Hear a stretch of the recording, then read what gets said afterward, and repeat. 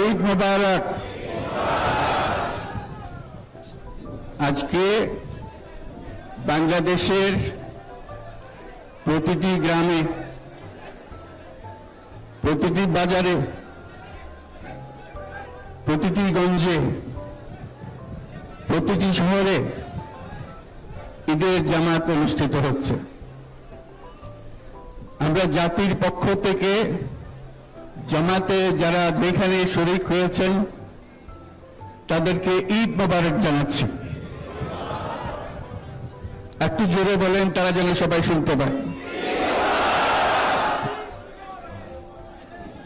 যারা ঈদের জামাতে শরীক হবার সুযোগ পাননি তাদেরকেও আমরা ঈদ মোবারক জানাচ্ছি, সেটাও জোরে ঈদ মোবারক দেন।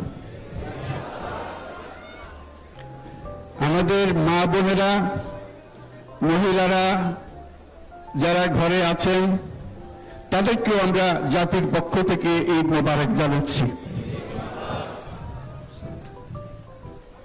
আমাদের প্রবাসী শ্রমিকরা যারা বিদেশে আছে, সারা বছর কষ্ট করেছে, আজকে হয়তো ঈদের জামাতে যেতে পারবেন কিংবা যেতে পারবেন না, কিন্তু জাতির পক্ষ থেকে আমরা তাদেরকেও ঈদ মোবারক জানাচ্ছি। যারা বাংলাদেশিরা আছেন পৃথিবীর বিভিন্ন দেশে, জাতির পক্ষ থেকে তাদেরকে আমরা বলে যাইনি, তাদেরকেও আমরা ঈদ মোবারক জানাচ্ছি।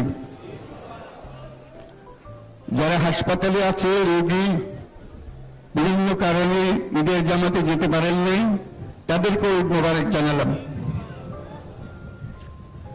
ঈদ দূরত্ব ঘুচানোর দিন, নৈকট্যের দিন, ভালোবাসার দিন। আজকে সেই দিনটা আমরা যেন গভীর ভালোবাসার সঙ্গে উদযাপন করতে পারি, সেই মেসেজ আমরা যেন সবার কাছে পৌঁছে দিতে পারি।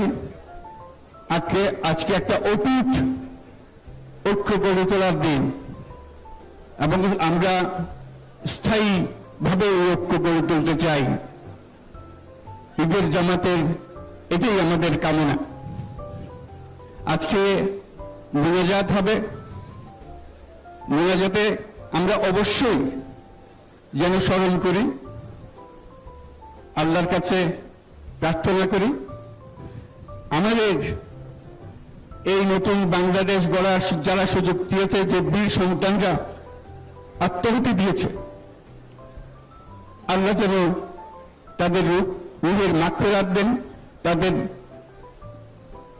শান্তি দেন। আমরা তাদের মোনাজাতে সেটা যেন আমরা অংশ রাখি। আর মোনাজাতে যারা আহত হয়েছেন, যারা স্বাভাবিক জীবন থেকে বিচ্যুত হয়ে গেছে, এই দেশের জন্য নিজেদের